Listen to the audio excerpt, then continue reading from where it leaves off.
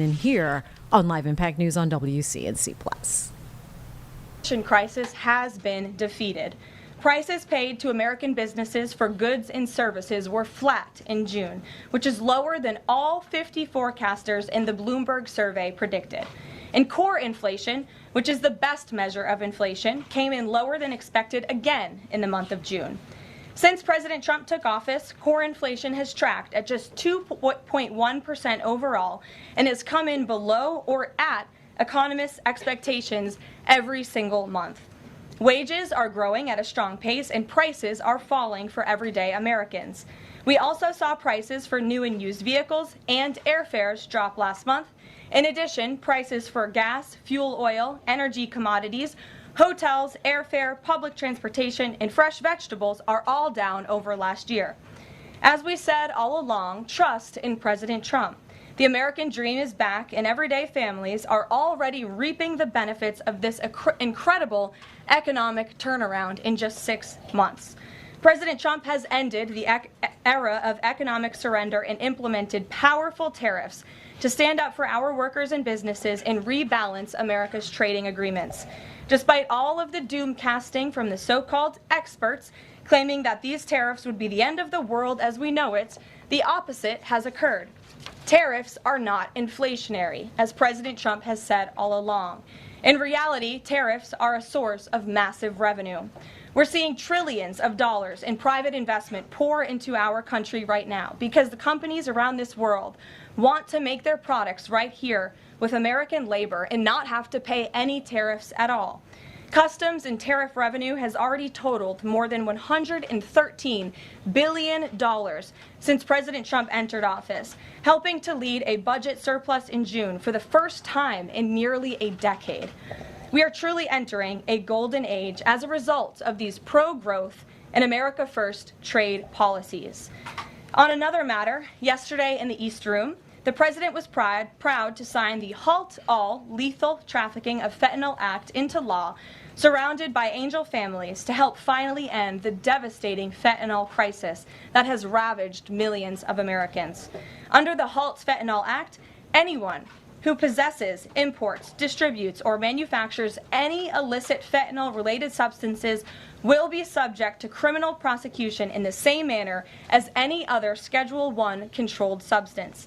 This legislation will close the loopholes that criminals use to skirt around the law and make it easier for law enforcement to prosecute vicious traffickers who peddle poison in our communities. President Trump has always made tackling the drug crisis a top priority, and this important bipartisan legislation further follows through on that commitment.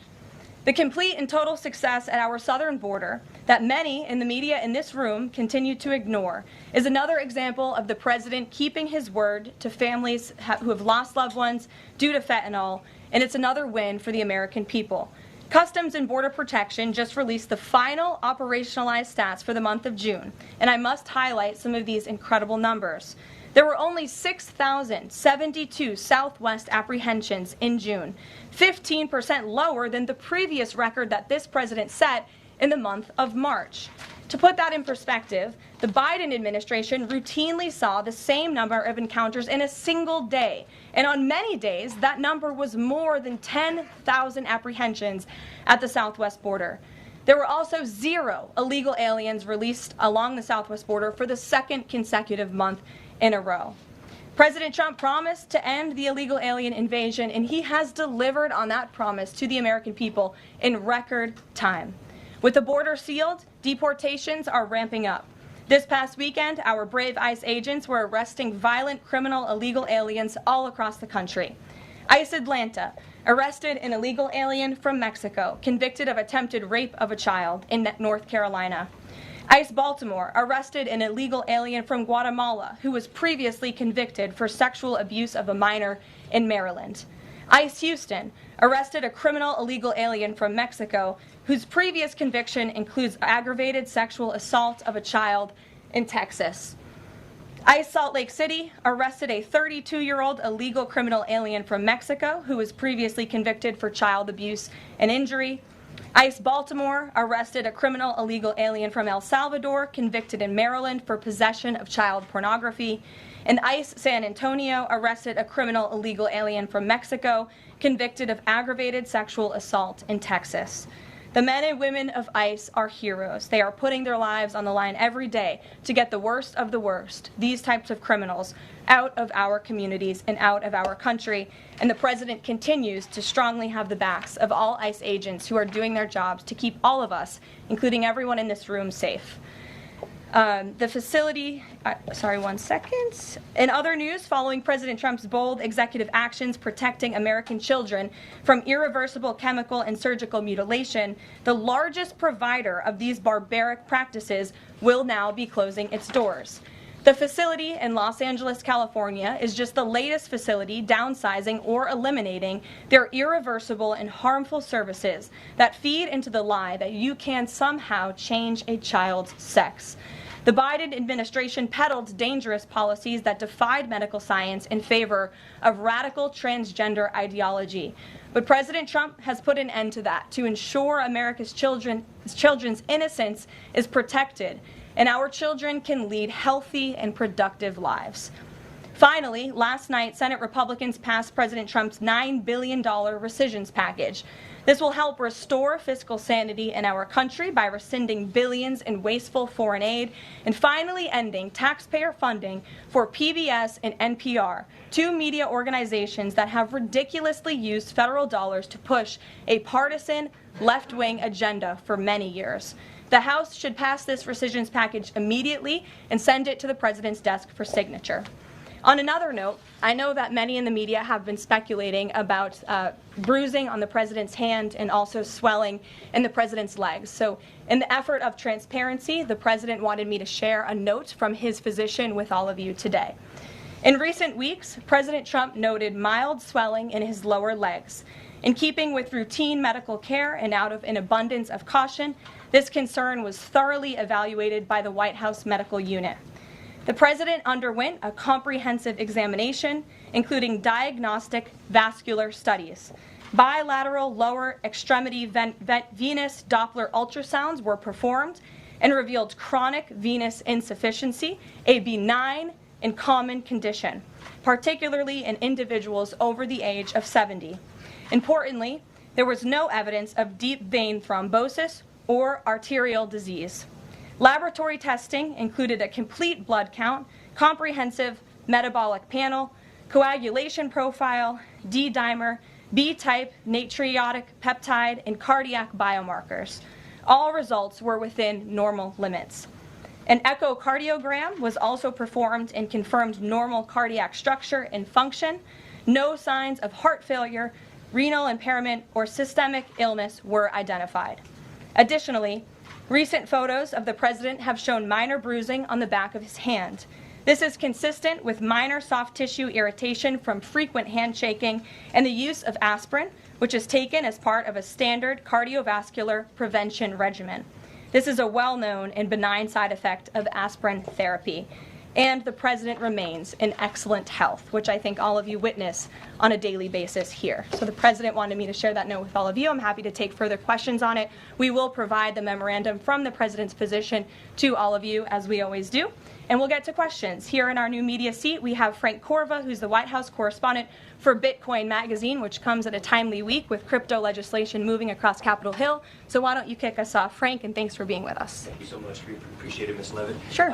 I was curious to hear if the President was in favor of removing any and all language around central bank digital currencies from the Genius Act, maybe as a means to get it across the line and get it on his desk. And then my second question was about something the President spoke about in this room. He talked about a $600 de minimis tax exemption for Bitcoin and other crypto spending. So I was just wondering if you could comment on those. Sure. Well, the President did signal his support for a de minimis exemption for crypto, and the administration continues to be in support of that. We are definitely receptive to it to make crypto payments easier and more efficient for those who seek to use crypto as simple as buying a cup of coffee. Of course, right now that cannot happen, but with the de minimis exemption, perhaps it could in the future, and we will continue to explore legislative solutions to accomplish accomplish that. As for the central bank digital currency and the Genius Act, which you noted has passed through Congress and will be sent to the president's desk. I believe the House is voting on it. If they haven't, they should be passing it. We know we have the votes, and we expect it to get to the president's desk, and we are planning a signing ceremony tomorrow afternoon. All of you will get more details on that. This piece of legislation is going to make America the crypto capital of the world, and that's what the president promised. As for a central bank digital currency, the president opposes that. He made that promise to the American people on the campaign, and while it's not in this specific piece of legislation, he did sign a January executive order banning a central bank digital currency. The administration supports Congress's efforts to codify that executive order into law, and I believe there will be future pieces of legislation in regards to crypto that will be moving through Capitol Hill. The president looks forward to signing them, and he looks forward to the signing ceremony this afternoon. So thank you for being with us today. Sure. Jackie. Thank you, Caroline. There's been a lot of discussion about the Epstein files and the president's comments yesterday calling it a hoax. Can you clarify which part of the Epstein hoax is the hoax part? The president is referring to the fact that Democrats have now seized on this as if they ever wanted transparency when it comes to Jeffrey Epstein, which is an asinine suggestion for any Democrat to make. The Democrats had control of this building, the White House, for 4 years, and they didn't do a dang thing when it came to transparency in regards to Jeffrey Epstein and his heinous crimes. It was this president who directed the Department of Justice and the Attorney General to do an exhaustive review of all files related to Jeffrey Epstein, which they did. The Attorney General and the FBI, led by Pam Bondi, Dan Bongino, Kash Patel, these are great patriots, some of the most trusted voices in the Republican Party movement. It's part of the reason the president appointed them to these high law enforcement positions, and they spent many months going through all of the files related to Jeffrey Epstein, and they concluded what they found in that memo, which they drafted and they released. And so the president has been transparent. He has followed through on his promises to the American people, but he doesn't like to see Democrats and the mainstream media covering this like it's the biggest story that the American people care about.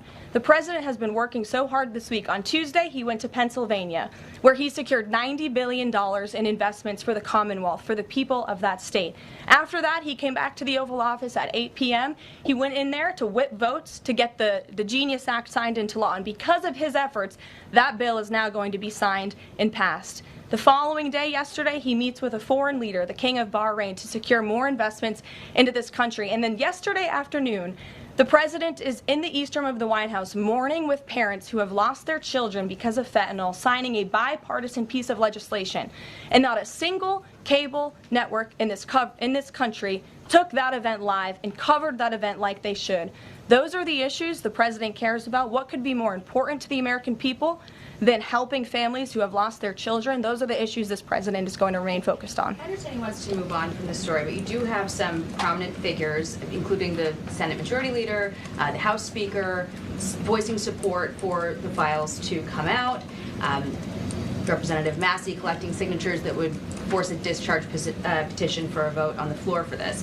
It doesn't seem to be going away. What is stopping the administration from just redacting any sensitive information, grand jury information, and putting out what is appropriate so that the American people can decide and then let this story die? Well, in terms of redactions or grand jury seals, those are questions for the Department of Justice. Those are also questions for the judges who have that information under a seal, and that would have to be requested, and a judge would have to approve it. That's out of the president's control. He has said, in agreement with some of the leaders on Capitol Hill, that if the Attorney General and the Department of Justice come across any other credible evidence, they should provide that to the American people. The president has said that, and he agrees with them on that. Why did you fire Maureen Comey?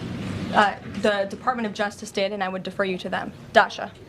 Has the White House been directly in touch with some of the NAGA influencers that are still not satisfied with the administration's handling? And has the message to them been similar to what the president has said, which is sort of either let this go or we don't need your support? Well, look, the president and this team are always in contact with the president's supporters, with voices of many kinds on both sides of the aisle. I think that's part of the reason this president is a great president, because he's willing to listen and hear other people's perspectives. But ultimately, he has led this country, not just over the past 6 months, to historic success, but also through his first 4 years as president. And as the leader and the creator of the MAGA movement, he has led through these perilous times for our country based on instinct and in the best interest of the country. And as I always say, the American people should trust in President Trump. And what on John, the Fed chair? go ahead, John.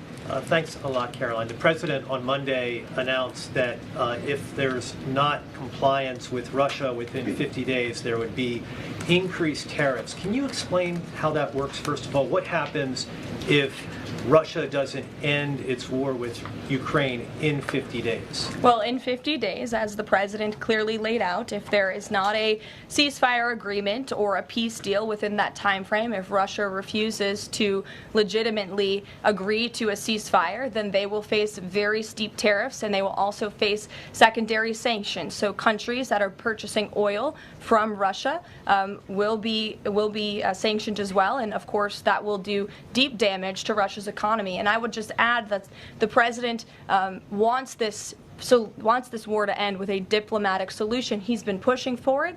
This administration has spent many hours and a lot of time trying to solve this war very far away, but the president wants to stop the killing and he wants to save lives. As far Reagan, as the first part go of ahead. what you were saying, Caroline. Reagan, go ahead. I have two questions for you. It's just about, if I may, just about the tariffs, the first part. I get the secondary tariffs, but there was only $3 billion worth of trade between the U.S. and Russia in 2024. It's expected to be far less this particular year. On April the 2nd, both you and the Treasury Secretary said it's not necessary to apply any tariffs on Russia. You said that because of the lack of trade, it precludes, that was the word you used, any need for tariffs. Why now, and why do you think that that would make them cave and come to some sort of peace agreement as it relates to Ukraine?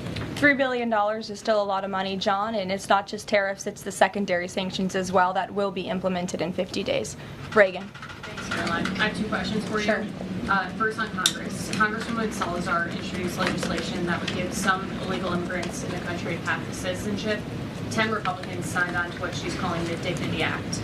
I'm curious what the White House's position is on the legislation and if the president would veto this bill if it made it to its desk.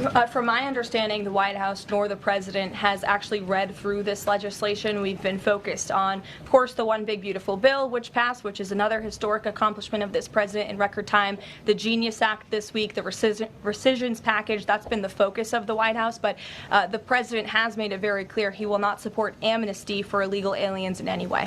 And I want to give you a chance to respond to the CEO of NPR. She's claiming that the cuts to their network will, quote, be a real risk to public safety of the country. Murkowski has argued that public broadcasting stations save lives.